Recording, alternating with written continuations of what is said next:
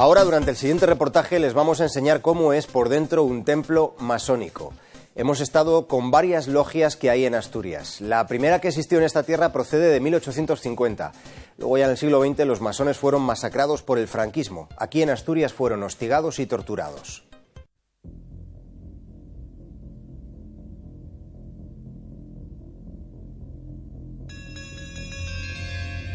Los símbolos masónicos señalan el camino ajedrezado y místico que el masón debe atravesar para llegar al templo de la sabiduría. Sea Dios o el gran arquitecto, el universo filosófico de la francmasonería desde 1774 es el mismo que la Ilustración puso en pie: una sociedad fraternal, libre e instruida.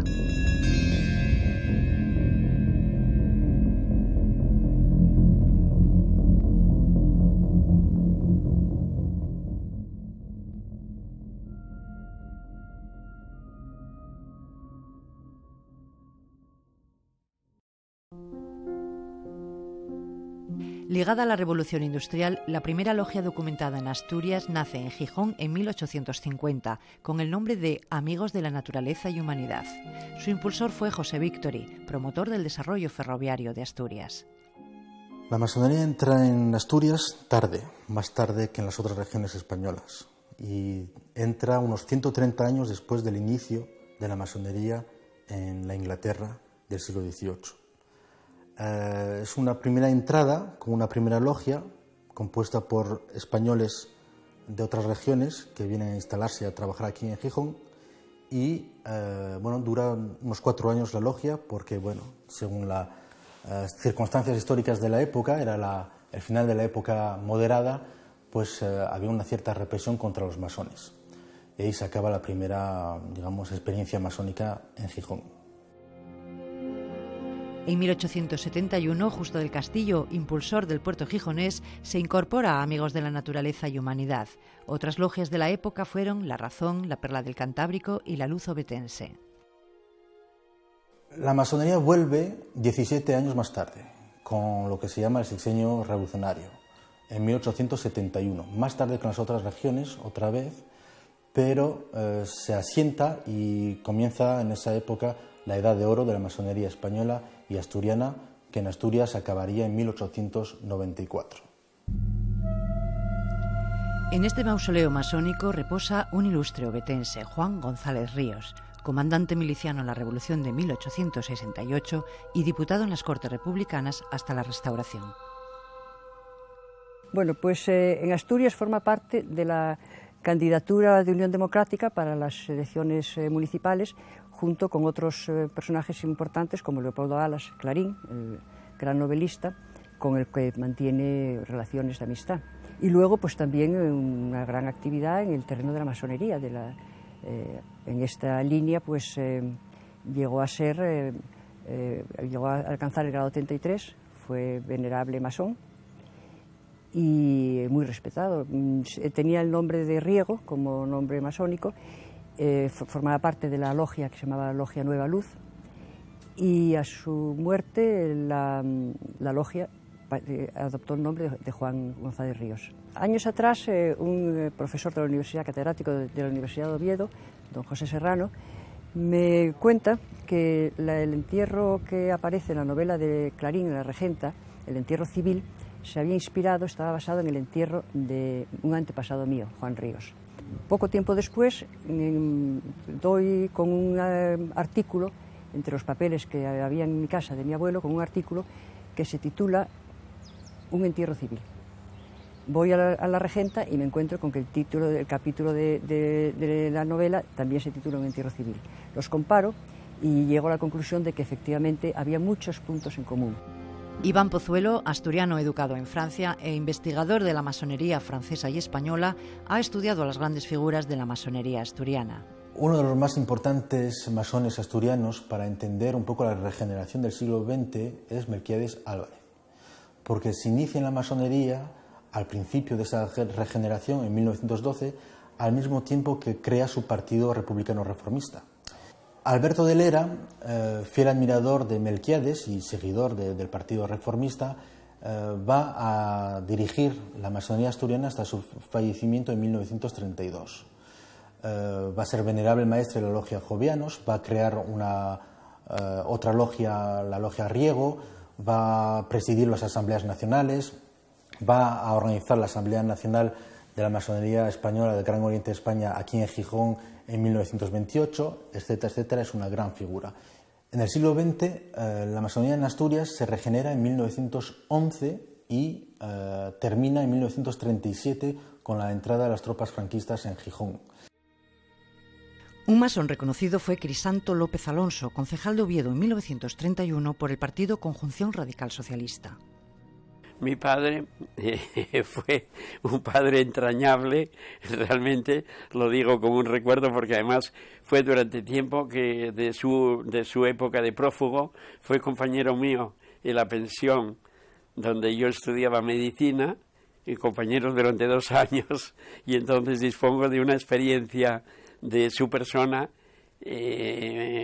incluso más íntima que mis propios hermanos, porque era padre de seis hijos. Y entonces, desde el punto de vista personal, podríamos decir que era tolerante con las personas que pensaban distinto a él. Por ejemplo, mi madre era muy creyente y no había discordias en casa, discordias familiares por ese motivo. Valiente hasta la temeridad. Procesado por masón, Crisanto López ejerció como primer vigilante de la logia Argüelles, una de las logias intervenidas por el Tribunal contra la Masonería en el franquismo. Yo diría también, para no saltarnos el perfil familiar, que mi padre era un padre entrañable, un protector de la familia hasta sus últimas consecuencias. Desde el punto de vista político, como vemos, era un gran patriota, un gran asturiano que se precipitó a depositar en Asturias todos sus ahorros, y realmente diríamos que una de las muchas víctimas que está esperando todavía su reivindicación sociopolítica. Otros masones significativos fueron Valentín Ochoa, el Chova, de la logia Riego, y procesado por masón; Juan Artime, combatiente en el Almirante Cervera, prisionero en el campo de concentración de Dachau; José Maldonado, elegido diputado a Cortes en 1936 y presidente de la República en el exilio. Juan Pablo García Álvarez, miembro del Partido Socialista Obrero Español y presidente del Tribunal Popular de Gijón durante la Guerra Civil, es el que va a traer de nuevo el archivo y, digamos, la obediencia del Grande Oriente Español a España después de la muerte de Franco. Los masones exiliados en Argentina, México, Chile y Cuba mantienen la masonería española a través de las logias americanas y denuncian el genocidio masónico español. Se puede hablar de genocidio de masones en el resto de España, en Asturias no, pero por una sencilla razón. Es que los fusilamientos de masones ocurrieron sobre todo en la primera época del golpe de Estado, en 1936. Y ahí la política era matar, requisar, incautar y robar todos los enseres y objetos de los masones. Entonces eso, por ejemplo, fue muy abundante en Andalucía. En Asturias, como llega un año más tarde, en 1937, la estrategia ha cambiado. Era arrestarlos, torturarlos, humillarlos, ridiculizarlos y meterlos en la cárcel. Es la diferencia. Por eso que en Asturias no se puede hablar de fusilamientos sobre masones. Aunque el único que ha sido fusilado por ser masón sin haberlo sido fue Leopoldo Alas Argüelles, rector de la Universidad de Oviedo en ese momento de la Guerra Civil. En noviembre de 1936 se inicia, cuando ya lleva mi abuelo 4 meses en la cárcel, la instrucción del Consejo de Guerra.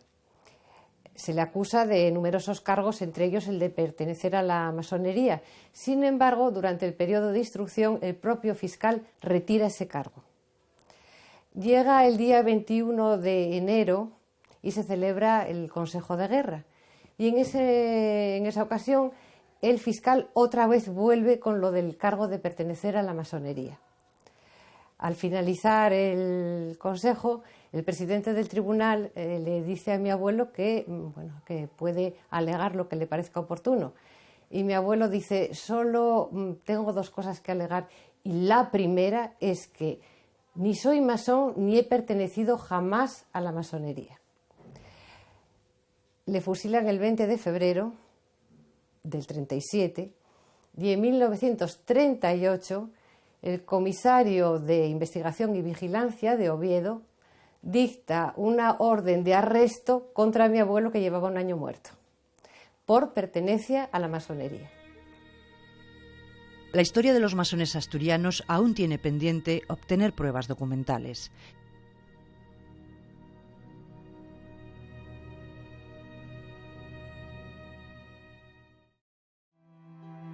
La francmasonería acumula 3 siglos de historia, cuyo patrimonio custodia el Museo de la Masonería, constituido en 1889 por el Gran Oriente de Francia. Procedentes de París, estos objetos han viajado a Asturias para conmemorar el 10º aniversario de una logia hermana, la Rosario Acuña. Yo creo que el que más valor tiene, no digo desde un punto de vista económico, me refiero a un punto de vista histórico, es el grabado Gabanó, que forma parte de una colección de grabados del siglo XVIII, de 1744, y que tiene la particularidad de ser la primera representación gráfica que se conoce en la Europa continental de una ceremonia masónica. En este caso, la pieza que nos han cedido es la iniciación de un aprendiz, la incorporación de un nuevo miembro a una logia, que reproduce algo que se sigue haciendo en la actualidad. El mandil masónico es la representación característica del masón, es el útil que refleja el amor al trabajo, el culto al trabajo, tan propio de la masonería. Podemos destacar, por ejemplo, el de Paul Ancionas, por el valor histórico que tiene. Paul Ancionas fue una figura de referencia dentro del Gran Oriente de Francia, que secundó, es uno de los primeros que secunda el llamamiento de 18 de junio de 1940, siguiendo al general de Gaulle para emprender lo que es el episodio de la resistencia.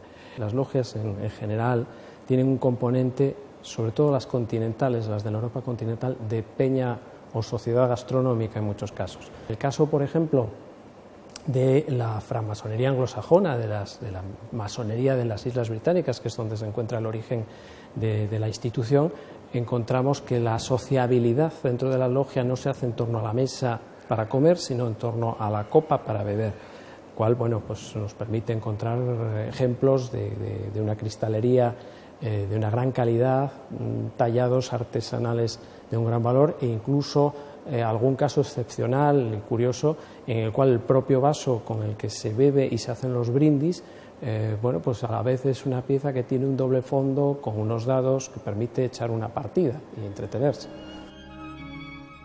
Los colores rojo, negro y azul, guantes, mandiles, así como la posición de los masones de acuerdo a su grado, son importantes en este templo gijonés que agrupa a 3 logias asturianas dependientes del Gran Oriente. La logia que yo represento, Estrella del Norte, es la primera logia como tal que existe en Asturias. Existían mujeres que habían sido iniciadas, mujeres asturianas, pero es la primera logia.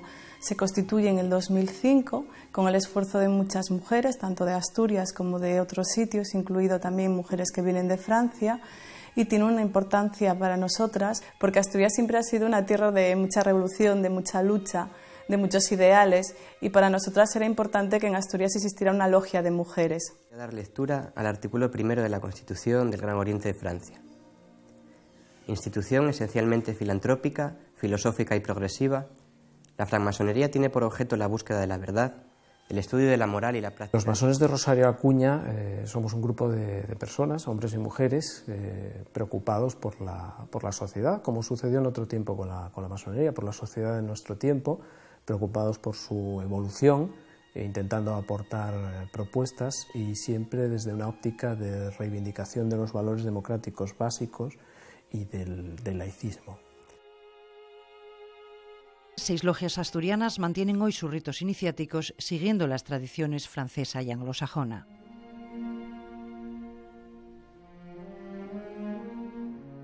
En Estrella del Norte trabajamos con el rito escocés antiguo y aceptado, y en este mismo templo se trabaja también el rito francés, que lo hace Rosario de Acuña. La Gran Logia Femenina de España es una obediencia adogmática y liberal, que se diferencia de otras obediencias que son dogmáticas y que exigen para ser masones creer en un Dios revelado. La Gran Logia Femenina de España es adogmática y liberal, no se exige creer absolutamente en nada, uno puede creer o no creer.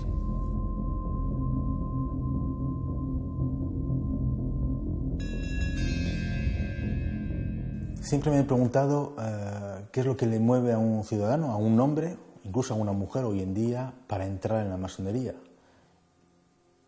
¿Cuáles eran los motivos en el siglo XVIII, en el siglo XIX, en el siglo XX y actualmente? ¿Cómo es posible que una asociación dure 3 siglos y siga poco más atrayendo a hombres y a mujeres?